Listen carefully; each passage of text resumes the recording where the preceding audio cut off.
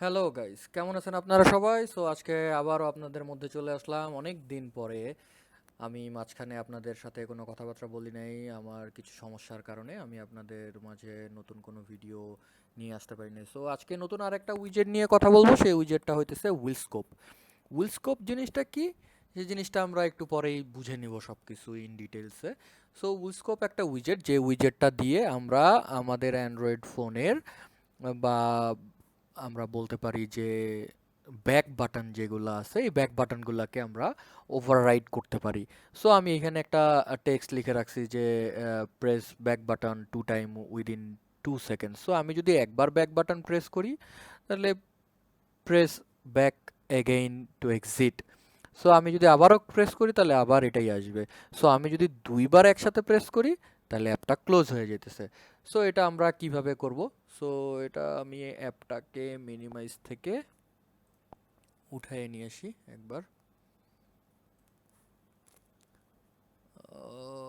একটু সময় লাগবে, এমুলেটরটা একটু স্লো। সো আমি এটা কেটে দিই একবারে, আর একবার রান করি। সো তো যতক্ষণ রান হইতেছে তখন আমরা একটু দেখে নিই যে কিভাবে এটা করা যায়। সো এখানে অ্যাজ ইউজুয়াল একটা ম্যাটেরিয়াল অ্যাপ নেওয়া আছে, যেটা টাইটেল দেওয়া আছে উইলস্কোপ, থিম কালার দেওয়া আছে ব্লু, আর মেইন হোম পেজের যে টাইটেলটা হবে সেটা দেওয়া আছে উইলস্কোপ। ওকে, সো এর পরেরটা কি হবে? এরপরে আমরা এই মেইন পেজের মধ্যে আমরা কি করছি যে একটা ডেট টাইম ভেরিয়েবল নিছি, time back pressed date time dot now. আমরা যে সময়টাতে ব্যাক প্রেস করতেছি ওই সময়টা নিয়েছি। নেওয়ার পরে রিটার্ন করছি কি একটা হুইলস্কোপ, যেখানে আমরা শুরুতেই দেখি যে আমরা ডিরেক্ট স্ক্যাফোল্ড রিটার্ন করি, স্ক্যাফোল্ড রিটার্ন না করে আমরা হুইলস্কোপ রিটার্ন করছি।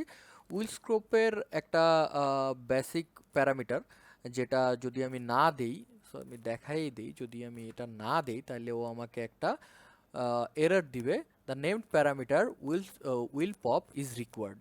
সো আমি এই প্যারামিটারটা এখানে আবার পেস্ট করে দিই। সো এরর গন। এখন এখানে কি করব, উইল পপে কি কাজ হবে? আমি যে ডেট টাইম ডট নাও নিলাম অ্যান্ড এখানে একটা ফাইনাল ভেরিয়েবল নিলাম যেটা হলো date time dot now dot difference. ডিফারেন্সটা কি করবে? টাইম ব্যাক প্রেস থেকে এর ডিফারেন্সটা বের করবে, যে এখনকার সময় আর এই এখনকার সময়ের মধ্যে ডিফারেন্সটা। তো এইখানে দেওয়া আছে কি is exit warning. Is exit ওয়ার্নিংটা কি করবে? ডিফারেন্স যদি greater than or equal to duration 2 second হয় তাহলে time back press dot now. So এখানে আমি কি বলছি যে ইজ এক্সিট ওয়ার্নিং একটা মেসেজ দিছি যে press back again to exit. And এখানে আমি ফ্লাটার টোস্ট ইউজ করছি। টোস্টের মধ্যে আমি দিছি যে মেসেজ, আর মেসেজের যে ফন্ট সাইজটা হবে ফন্ট সাইজটা দিয়ে দিছি অ্যান্ড রিটার্ন করছি ফলস। সো আমার ইউজ ওয়ার্নিংটা তখন এখানে যখন আমার ইউজ ওয়ার্নিংটা ট্রু হইতেছে সেটাকে আমি ফলস করে দিতেছি।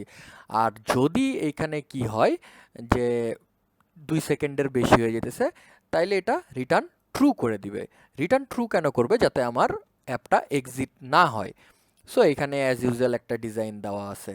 সো বেসিক কাজ হইতেছে এই দুই লাইনটার ভিতরে, যে ডিফারেন্স অ্যান্ড এইখানে একটা ভেরিয়েবল আছে ইজ এক্সিট ওয়ার্নিং। এটা একটা বুলিয়ান ফিল্ড, এটা একটা বুলিয়ান ফিল্ড।